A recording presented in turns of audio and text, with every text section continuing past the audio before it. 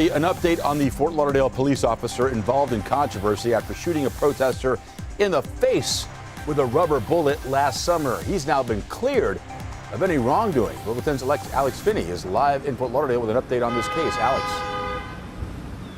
Well, Louis, the main takeaway here is that we have learned that Detective Ramos has been exonerated in all of this. We just finished speaking with the interim chief there, Patrick Lynn, about this case, and he in fact said that it was never the detective's intent to harm LaToya Ratlieff. Let's take you to some of that video. You'll remember those demonstrations back on May 31st following the death of George Floyd. Those demonstrations resulting in internal investigation of Fort Lauderdale police officers, including Detective Ramos, who we're talking about here this afternoon. I want to take you to some of that sound. We just heard from the interim chief what he had to say about these findings just moments ago. Listen in. The Internal Affairs investigation has determined that it was not Detective Ramos's intent to strike Ms. Ratlieff. Detective Ramos's actions warranted an internal review. Based on that and the external expert's review of the incident, Detective Ramos is exonerated.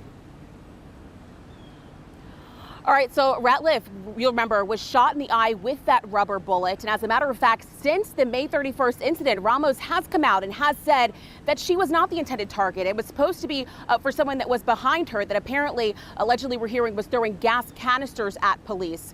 We brought all of this to Ratlieff's legal team a little bit earlier today, right in front of Fort Lauderdale City Hall.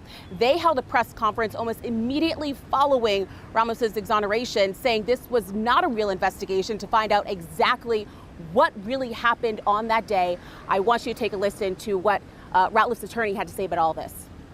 Detective Ramos was not firing to protect his life. He was not firing to protect the life of his officers, and he was not firing to protect the life of anyone else or any property.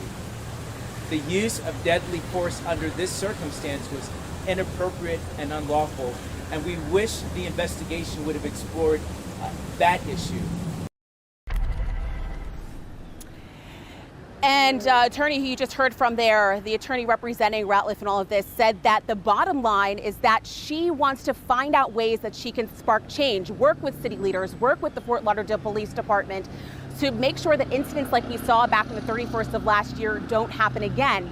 A caveat to all of that, he said that if in fact that does not happen, if those demands can't be met, that they will be looking at filing a lawsuit. Also, what we're also learned is that LaToya herself is expected to be here for a press conference with other leaders throughout Broward County. That's expected tomorrow at 9:30 a.m. A lot to unpack here, and we're going to be bringing you a full comprehensive report on all of today's events coming up at 6 o'clock. For now, live in Fort Lauderdale, Alex FINNIE, Local 10 News. Alex, thank you.